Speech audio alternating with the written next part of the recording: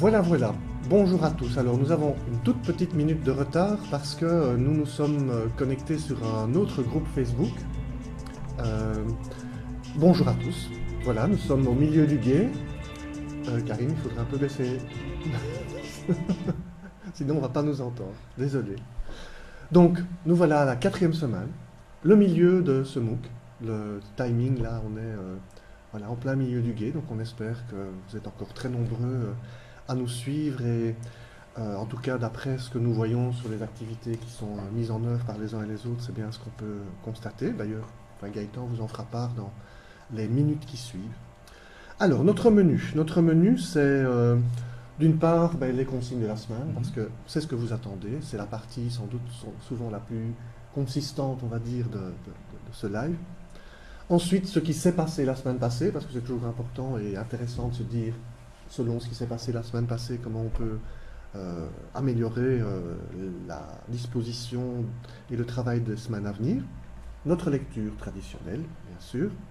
Ensuite, la parole est donnée à d'autres intervenants. Nous aurons les tuteurs et puis bien sûr vous, les participants, qui nous envoyez toujours pas mal d'informations qu'on peut répercuter à tous.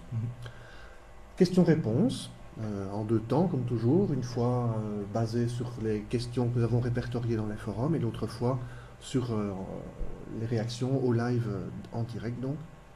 Ensuite, Charles, qui est derrière la caméra pour l'instant, nous parlera des jeux vidéo et de pédagogie. Donc merci à lui d'avoir préparé cette petite séquence. Et on terminera par notre citation. Voilà, nous allons passer à la première thématique. Première thématique, donc les consignes de la semaine. Alors Bruno, de quoi va-t-on parler cette semaine dans le MOOC ? Cette semaine, donc 4e semaine, mais 3e thématique. Donc cette 3e thématique, c'est celle de comment structurer l'activité d'apprentissage des élèves. Et donc, pour vous donner quelques exemples, d'une part, ce qui nous paraît essentiel, traiter de ce fameux alignement pédagogique qui nous permet de positionner les activités par rapport aux objectifs et à l'évaluation. Ensuite, la manière dont on articule cette réflexion-là avec les compétences et donc la manière dont on peut envisager une réflexion sur compétences, capacités. Et puis surtout, on va dire que c'est le cœur de ce module, c'est tout ce qui touche à une manière de réfléchir à, d'une part, analyser des situations d'apprentissage, d'autre part, à comment avoir des moyens, des outils pour créer des situations d'apprentissage qui se veulent innovantes, en tout cas diversifiées. Bon, dans ce contenu, évidemment, on va mettre en avant que les objectifs ont beaucoup d'importance Oui, quand ça, essentiel. on conçoit une séquence pédagogique. Et quels sont les objectifs de cette semaine ? Alors les objectifs, ils sont doubles, et vous allez voir que on les a... voilà, ils sont là sur le transparent qui est derrière moi. Donc la première chose, c'est caractériser la tâche d'apprentissage à partir des différents modèles taxonomiques. Donc, enfin, je dirais quelque part, le cœur, ça va être 1, les objectifs, les compétences, 2, les modèles taxonomiques qui permettent de différencier les tâches d'apprentissage. Donc d'une part, c'est les caractériser, c'est ce que j'évoquais juste avant, et d'autre part, c'est les concevoir. Parce que c'est vrai que, enfin, dans le but de ce MOOC, nous avons cette idée de vous permettre de créer vous-même un certain nombre de dispositifs et de réfléchir à comment ils peuvent être mis en avant. Et donc là, on insiste sur cet aspect de créativité à partir d'une forme d'outils que sont les modèles taxonomiques. Donc pour s'approprier les différents contenus, les différents modèles qui vont permettre de caractériser ces tâches d'apprentissage, on va utiliser évidemment le scénario qu'on a déjà eu l'occasion de mettre en œuvre les semaines précédentes, mais évidemment avec quelques variations. Alors, voilà. Quelles sont ces variations ? Alors, d'une part, il y a ce qui est constant, donc on reste avec nos 4 activités. Donc, les capsules, vous savez maintenant, les capsules, c'est ce qu'il faut voir pour que le contenu soit abordé. Les questions à choix multiples, sont celles qui vous permettent de tester vos connaissances. Alors, les questions sont toujours à la fin de la dernière capsule. Cette fois-ci, il n'y a pas 2 parties à la capsule, on va dire, mais il y en a 3. Donc, c'est à la fin de la 3e que vous trouverez les questions. Donc, ne vous étonnez pas de ne pas en avoir avant, c'est normal. Donc ça, c'est pour les parties contenu un peu traditionnelles, on va dire. Ensuite, il y a les parties interactives dont tu parlais, qui, elles, sont, je le répète, facultatives et qui vous permettent de créer une interactivité entre ceux qui le souhaitent selon cette modalité-là. Donc c'est vraiment libre à vous de le faire ou pas, selon le temps que vous avez, selon le souci que vous avez de vouloir travailler ensemble. Et voilà, on voit qu'il y a beaucoup de groupes qui travaillent ensemble et puis d'autres qui préfèrent ne pas passer par ces activités. Donc une activité d'interaction. Cette activité d'interaction va vous demander, vous allez voir que dans une des dias, il y a ce croisement entre, que nous avons voulu un peu original, entre la taxonomie de Bloom et puis une taxonomie qui se base sur différents, comment est-ce qu'on peut appeler ça C'est les différents types de connaissances. Voilà. Et c'est vrai qu'on ne développe jamais une capacité dans l'absolu, mais toujours en s'appuyant évidemment sur différents types de connaissances. Et on vous demande un peu finalement de vous approprier ce tableau en fournissant 2 exemples. Voilà, et donc vous allez voir que c'est un tableau dans lequel, un tableau à double entrée, en fait il y a une multitude de cases, et en fait on vous demande d'illustrer 2 de ces cases, et c'est un peu ça l'objectif. Avec, comme on l'a fait les fois précédentes, on vous demande d'aller réagir à ce que d'autres ont fait. Donc de nouveau, on va vous demander de déposer dans la Dropbox quelque chose pour que les autres puissent y accéder et que vous puissiez réagir et voir aussi, parce que moi, j'ai eu des échos très favorables du fait qu'on pouvait voir ce que d'autres faisaient et que c'était vraiment intéressant. Donc, je trouve, maintenant que ça fonctionne mieux, tout le monde a pris un peu l'habitude de ce mode de fonctionnement.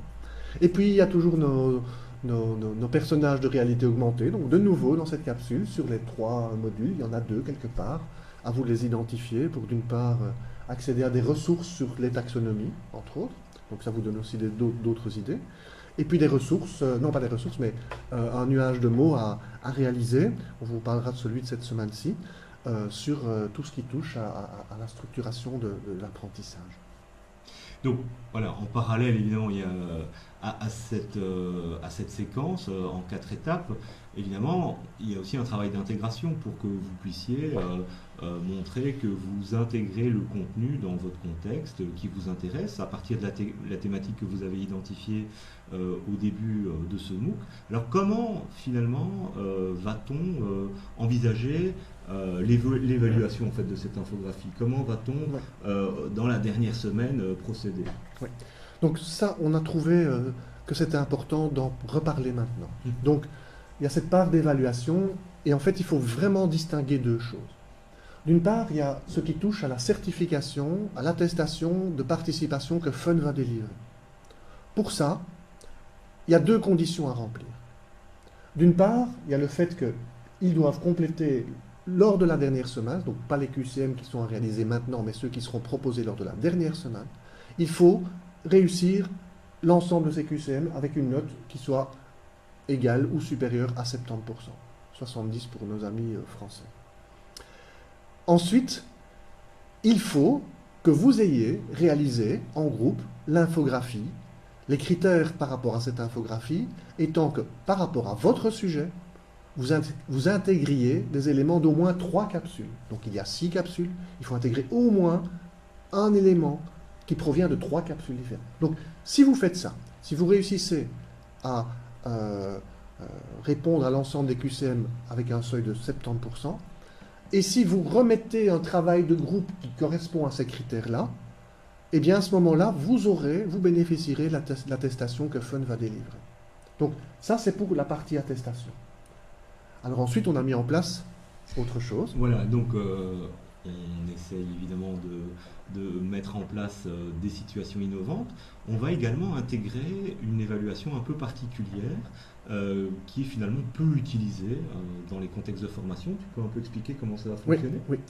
Donc, tout d'abord, il y a une chose que je voulais dire simplement par rapport à cette infographie, ce dont on vient de parler, c'est que, donc n'attendez pas la dernière semaine, c'est-à-dire vous pouvez déjà commencer dès maintenant, vous avez déjà abordé 3 capsules, enfin vous êtes à la 3e, vous avez pu aborder les autres, donc vous pouvez déjà commencer à vous dire, tiens, par rapport à mon contenu, qu'est-ce qu'on pourrait faire? Donc voilà, commencez ça, parce que vous avez à la remettre pour la dernière semaine au plus tard, mais bien sûr, il faut l'entamer avant, enfin en tout cas je vous le conseille parce que je pense que vos interactions seront d'autant plus. Et qu'allons-nous faire de ça? Eh bien nous allons voir qu'il y a toute une série d'infographies qui vont apparaître, toutes celles qui auront été déposées et qui auront satisfait aux critères qu'on vient d'expliquer. Et là, on va procéder en 2 temps. En premier temps, on va proposer que pour l'ensemble des infographies qui correspondent aux critères et qui auront été déposées et partagées, vous votiez pour élire les 20 meilleures infographies parmi l'ensemble de celles qui auront été déposées. Donc on vous expliquera comment se procédera pour ce vote, mais vous aurez à réaliser ce vote. Ensuite, parmi ces 20 infographies que vous aurez désignées, il y aura un comité scientifique qui va mettre en avant les 5 meilleures parmi les 20. En tout cas, les 5 qui correspondent le plus aux critères, qui sont les plus...